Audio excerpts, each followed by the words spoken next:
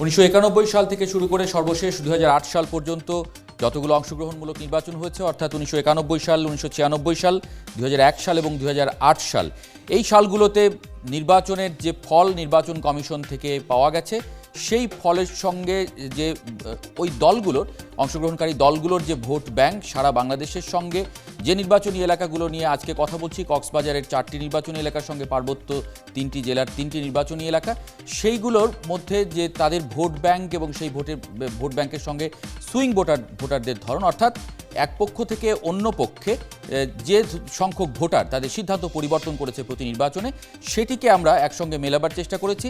এবং এমনকি কক্সবাজার এবং পার্বত্য জেলার যে নির্বাচনী এলাকাগুলো, 7টি নির্বাচনী এলাকা, তাদের যে ছোট ছোট ভোটার সংখ্যা, সেগুলোকেও আমরা নজরে রাখবার চেষ্টা করেছি। সবগুলো আসন নিয়েই আমরা কথা বলবো। শুরু করতে চাই কক্সবাজার 1 আসন দিয়ে।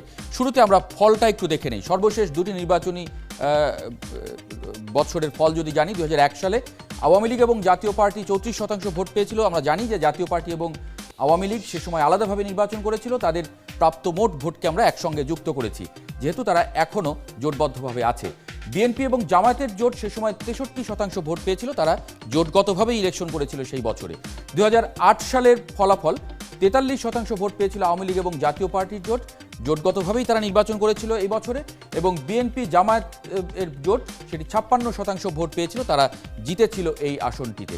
আমরা যদি অঙ্কের পরের ধাপে যাই, 2008 সালের যে ফল আমরা দেখলাম, সেই ফল অনুসারে আওয়ামী লীগ জোট 43%-এর বিপরীতে বিএনপি এবং জামায়াতের জোট 56% ভোট পেয়েছিল, অর্থাৎ 7% ভোটের 14%-এর মতো ভোটের ব্যবধান ছিল, 13%-এর কিছু বেশি।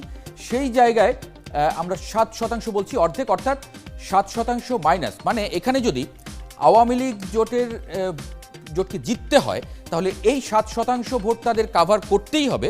সঙ্গে নেশন ওয়াইড যে আমরা অঙ্কের পরের ধাপে যাই, নেশন ওয়াইড একটা সুইং আছে, সেই সুইংয়ের সঙ্গে আমরা মেলাবার চেষ্টা করি। 1996 সাল থেকে 2001 সাল পর্যন্ত কক্সবাজার 1 আসনে সিদ্ধান্ত বদল করেছে 3% মানুষ, এবং দেশব্যাপী সেই সময় সুইং হয়েছিল সারা বাংলাদেশে। আমরা হিসাব করে দেখেছি, এই বছরে 96 থেকে 2001-এ 7% মানুষ তাদের সিদ্ধান্ত পরিবর্তন করেছিল। 2001 সাল থেকে 2008 সালের নির্বাচনে আমরা দেখেছি 7% মানুষ তাদের সিদ্ধান্ত পরিবর্তন করেছিল কক্সবাজার 1 আসনে, এবং দেশব্যাপী সেই সময় সুইং হয়েছিল 7% সারা বাংলাদেশে।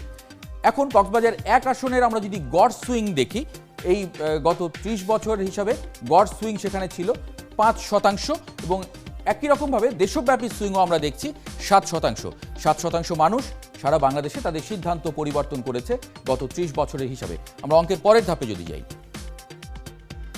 কক্সবাজার 1 আসনকে আমরা হিসাব করে দেখিয়েছি। কক্সবাজার 1 আসনে আমরা দেখেছি যে 2008 সালের নির্বাচনকে ভিত্তি ধরে আওয়ামী লীগ জোটের সহন ক্ষমতা, অর্থাৎ আওয়ামী লীগ যেহেতু সরকার গঠন করেছিল সেই বছরে, এই কারণে তাদের সহন ক্ষমতা এখানে -7, অর্থাৎ এখানে বিএনপি জামায়াত জোটের সহন ক্ষমতা 7। তার মানে যদি এখানে আওয়ামী লীগকে জিততে হয়, তাহলে এই যে 7% ভোটের যে সহন ক্ষমতা বিএনপি জামায়াত জোটের, সেটি তাদের কাভার করতে হবে। সঙ্গে তাদের আরও 7% যে দেশব্যাপী সুইং হবার কথা এই নির্বাচনী বছরে গত 30 বছরের হিসাবে, সেটিও তাদেরকে কাভার করতে হবে। এটি প্রায় 14%-এর কাছাকাছি ভোটের ব্যবধান তাদের তৈরি করতে হবে। অলরেডি যারা 7% ভোটের সহন ক্ষমতার মধ্যে বিএনপি জামায়াত আছে, সেটি অনেক কঠিন। এই কারণে আমরা বলছি যে এই আসনটি বিএনপি জামায়াত জোটের জন্য অনুকূল। কক্সবাজার 2 আসনে একই রকমভাবে আমরা দেখেছি, আওয়ামী লীগ জোটের জন্য -4 হচ্ছে সহন ক্ষমতা, অর্থাৎ বিএনপি জামায়াত জোটের জন্য সেখানে 4% সহন ক্ষমতা। সঙ্গে দেশব্যাপী যে সুইং 7%, সেটি যদি যুক্ত হয়, তাহলে তাদের সুইং প্রায় 11%-এর কাছাকাছি তাদেরকে সুইং করতে হবে যদি এখানে আওয়ামী লীগ জোট জেতে। এই কারণে বলছি এটি বিএনপি জামায়াত জোটের জন্য অনুকূল। কক্সবাজার 3 আসন একই রকমভাবে আমরা কক্সবাজার 1-এর মতোই দেখেছি, এখানে 7% সহন ক্ষমতা। এর বিপরীতে দেশব্যাপী যে 7% সহন ক্ষমতা, সেটাকে যুক্ত করলে প্রায় 14%-এর মতো কাভার করতে হয় আওয়ামী লীগ জোটের জন্য, যেটি খুবই কঠিন একটি কাজ, যে কারণে আমরা বলছি যে এটিও বিএনপি জামায়াত জোটের জন্য অনুকূল।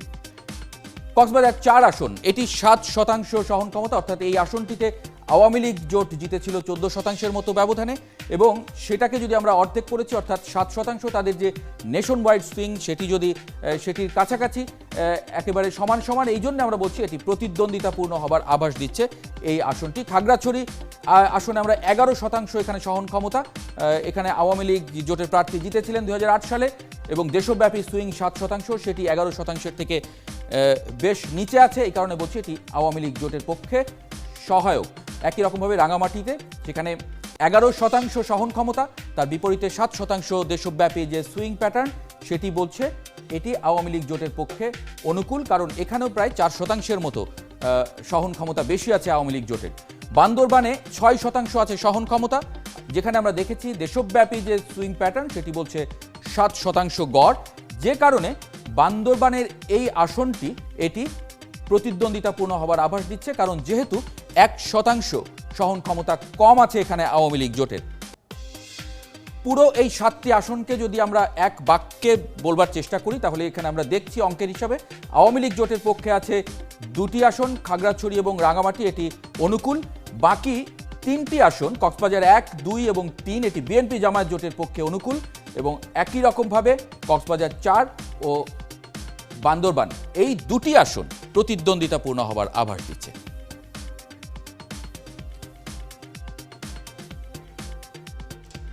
জন্মদিন, অনেক অঙ্কের মাঝখানে আপনি আছেন এবং আপনার কাছে নিশ্চয়ই আমাদের তরফ থেকেও জন্মদিন শুভেচ্ছা। আমাদের অনেক কিছু জানার আছে।